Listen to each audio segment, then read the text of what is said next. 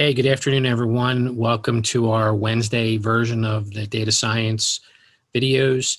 Hopefully today finds you happy and healthy. It's raining here in Charlotte. Hopefully where you are, it's sunny and dry. Today we're going to talk about the tools to get started in data science, and we're going to talk primarily about R and Python. Uh, when we do the work and we work through the data science process or the analysis process, I'll probably use the same example and do it in R and in Python, just if you have a personal preference. But let's go ahead and jump right in. So R, yeah, it is the letter R. It's a language for statistical computing. It evolved from a language called S, which was developed at Bell Laboratories. It's a little weird. It goes backwards from R to S or S to R. And one of the great strengths of R is you'll see it creates some really nice plots. There's over 15,000 third-party software packages, which we'll talk through that, how to install those packages, how to use them. But basically, when they're talking about packages for R and Python, what they're talking about is there's software that's already written with certain functions to do what it is that you're trying to do. So there are some standard ones that they love to use for each of the both R and Python. And then when you get into, like, for example, Python has something called pandas, which works with data frames. But there's also specialized, if you're into geoscience or physics or biochemistry, there's packages that were created specifically for that. So when they talk about third-party packages, that's really what they're talking about. One of the things I love about the data science space is that R is free software. There's all kinds of laws around open source and free, but it's free. You can download it for free. You don't have to pay for it. And it's available for a wide variety of platforms. Python is as the name is not from the snake, it's from Monty Python. It's Python, and I'll just say when I started out in data science, 10 years ago, I was doing everything in R. The courses I was taking at the time and the work that I was doing was mostly in R. And then recently, I've been doing a lot of work with IBM, working on IBM data science certification. So a lot more of my work has migrated into Python. Back from my computer programming learning days, Python is definitely much more of a true programming language. I'm probably offending somebody, but R is a little bit easier to learn, I thought, especially early on. Whereas Python, you have to learn a lot of intricacies of the development language. It was created and first released it was actually created in the late 80s, released in 1991. There's over 200,000 third-party software packages available for Python, and also Python is also free. Now, when you go on the sites, what you're going to see is, there's things on there that say, for example, if you're in a company that has 200 people or something like that, you have to pay for it. That's something you have to work out with. But if you're just starting out and you're watching these videos, you're probably just starting out. You want to learn, and it's free to download, especially if you're going to use it on your personal computer. So let's jump right into how we go about finding these things, and I'll put all this in the comments in the video so they're easy to get to. But basically, to get started in R, you're basically going to go to this website, rproject.org, and then what you're going to do is you'll go to the mirrors. Then you'll go ahead and you'll pick one of those mirrors, and you'll see an example here. And then you'll go ahead to your operating system and you'll download and install the file. That will install the core program of R. Now, if you do just that, you can interact with R from a command line piece, which you probably don't want to do. Or there's actually a program that if you just go that far, it's called RGUI. You can use that as well. It's a little bit better. But what you're really going to want to do here is go to the next step, which is to download RStudio. And I'm going to show you that RStudio is a more inclusive package. It allows you to do a lot of different things. And we're going to take a look at them both here in a second.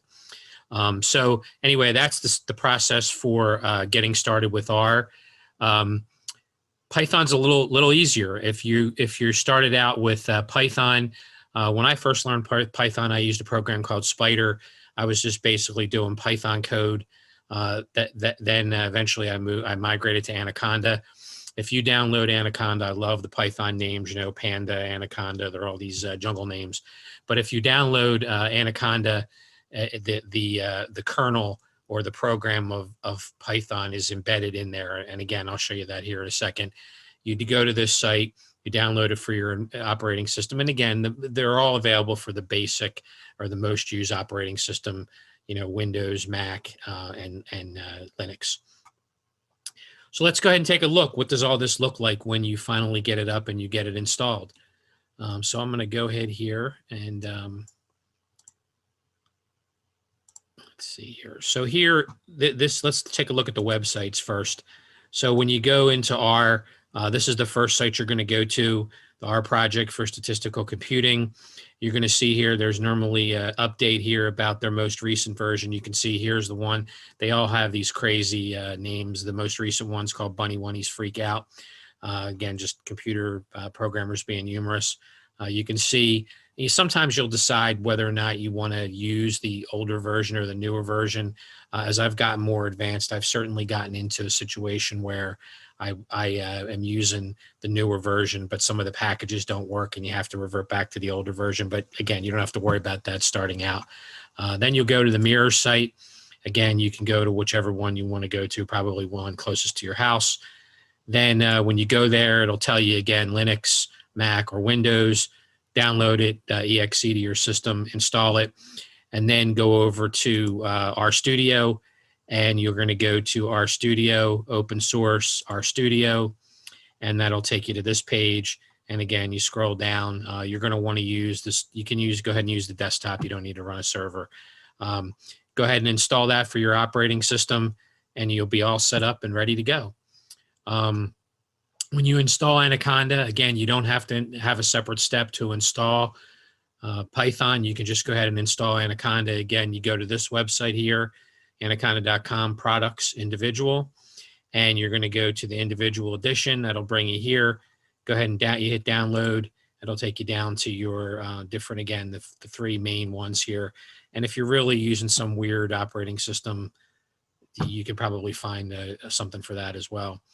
Once you go ahead and get all that installed, you're going to have two things now on your computer. You're going to have RStudio and you're going to have Anaconda. Let's take a quick look at RStudio first. So if you were to just go into the R GUI, you would really, this is what the terminal looks like here. That's what this lower left window is here. This is when you run a command, you'll see it down here. And you'll see, and I'm not going to run this now because sometimes they take a while to run. But basically, what this is all your this is how you can tell things are happening. When you go ahead and execute code, you'll see it actually run down here like you were actually typing in this the script that's up above here on the left. These are the actual scripts. So this is an example of a script that looks at analyzing campaign contributions over time. From individual citizens. So for example, here now in this window, you have your actual code or your script that's actually written. Again, we're not going to go into details today, just trying to show you. Over on this side, in this window up here, so it's four windows. We talked about the terminal, we talked about the code. This is your data frames that come in up here. So you can see here, here's a data frame with 1 million records in it. This is one of the things that'll show you right away. To read that data frame in takes maybe about 30 seconds to actually read it in. And it's worth it to not try and do some of this stuff like in Excel. That's why it's easy to quickly learn when you're working on, one of the projects I worked on early on was log files. And the client was trying to work on it with Excel, and it would take forever to pull it in and clean it and do all that other stuff. So it is a great advantage to learn R. But these are your data frames up here and different functions that are read in as you execute the code. One of the things that's cool that you can do here, and again, we'll go into more detail in later videos, but you can actually import a data set from here. There's actually code. So for example, if you look here, here's some code here where we read in this file from a CSV. You could actually do that graphically up here with this import data set. One of the data frames, so what you can actually do is when you click on it, it will pop up over here so you can actually view what the data looks like. Again, another interesting feature. You can't do that if you're working in the terminal mode alone. Then down here are your actual plots. So some of the code over here says, okay, I'm gonna go ahead and create some plots. So you can see here where, again, not going to go into detail, but just showing you. Here's a thing here that says plot. And then here's the plots down here. So the first thing you're probably going to notice is, well, this does not look, this is kind of, I get it. I can see what this is saying. Whatever plots I created in this program are here, but there's 4 plots. What you can do that you can see here that's kind of cool is you can zoom. So when you zoom, you get a much cleaner view. And then, of course, you can export this. You can do it as a variety of ways. You can use this export button here, save it as an image, save it as a PDF, or a lot of times I just copy it to a clipboard if I'm doing a Word report or something along those lines. Again, you can see there's in this particular program, there's 4 plots. After I ran the code, it calculated these plots. And then, for example, here again, if I zoom, I get a little bit better of a view, and then I can do that. And then I have another plot here. Again, I can zoom and get some look at this. And, again, so this particular one was trying to look at the largest 20 contributions per individual. And anyway, so that's very quickly RStudio. Again, I would highly recommend if you're going to do this work, you download RStudio. I'm actually going to show you a cool little trick about Anaconda as well, that you can actually pull RStudio into Anaconda and run everything out of there. But right now, since I originally started this way, I just run RStudio. And you could see, again, I have various scripts that are up here. One of the things that's cool about, and I just literally right before this video, I updated R. And when I did that to the new version, this is a new feature that I see here, that it didn't necessarily update all my packages. And another cool feature of RStudio is down here, you can also see a couple different things. There's a few tabs down here in this quadrant. This is mostly the plot, but you can also see what packages you have installed and then which ones you have loaded. So there's a couple different ways to show to load packages. One is, for example, to come up here and use this term library and load that package in, or you can come down here and click on it and it will read it in. But the new feature here is it automatically tells me that these are the older versions. So as I go through and I'm doing the work, it will tell me that. And again, the other thing that's interesting down here is you also have your help. So any command, anything in R that you want to look up, this is an interface out that goes out to the web and looks for the help on those commands. That's kind of like the Google for R. So I'm going to go ahead and close this. It'll actually save us some memory here as we jump over into Anaconda. So this is Anaconda. You'll see here Anaconda has a variety of things that are shown here. One here is the home page, which I'll come back to in a second. The other one is the environments tab, which I use sometimes when I'm doing installs of the different packages that we talked about. But mostly what I'm going to do here today is cover the interfaces that you can use to write code in Python. Primarily what I use is the Jupyter Notebook, which I'm going to show you here in a minute. But you can also install other programs that you can see in here. For example, here's the one I was talking about, Spider. You can install Spider and run Spider. And Spider's a little bit more, it looks to me a lot like RStudio for Python. Not as detailed perhaps as a Jupyter Notebook. And then here's where I was saying you can actually pull RStudio into Anaconda. So let's go ahead. I already launched the Jupyter Notebooks in the back. And when you launch the Jupyter Notebook, which basically happens here, is it actually runs it as through a web service on your desktop. So you can see here as a local host on this port, it ran this Jupyter Notebook. And what this is here is, for example, here's all my notebooks down here. And I'm just gonna pull in one here that I know works because I just did it a little while ago. But when you load it, you'll see it'll come in here. And again, you can see, and we'll go with, again, more details as we work our way into some of these programs and problems. But basically here, you can see that this has already been run because there's a number here. If I was to come in here and clear out the kernel and kind of restart it, what will actually happen is you'll see all these outputs will go away.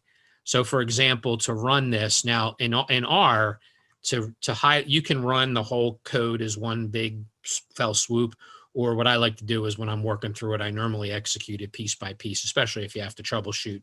Kind of do the same thing here. This is like the library command. So when I do this, I'll hit run.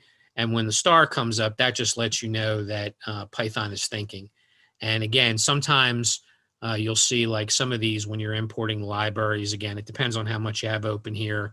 I'm running the video right now, so it might be a little bit slower. But what'll happen is it'll actually pull the stuff in, and then when it's done, that's when you'll get the number 1 that will come up there.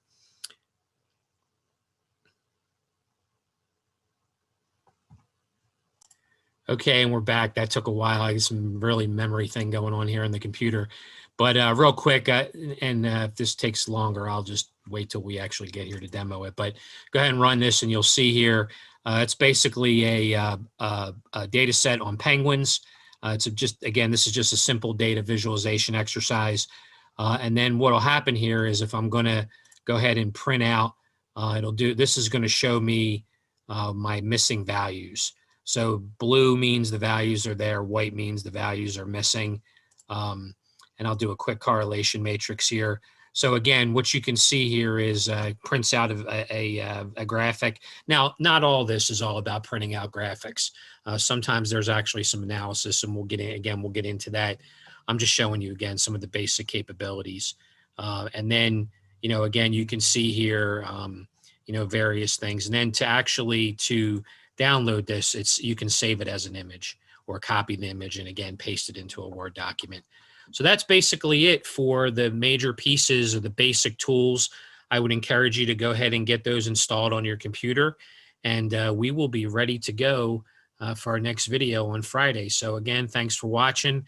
Please like this video and subscribe if you like what you see, and we'll talk to you on Friday. Thank you.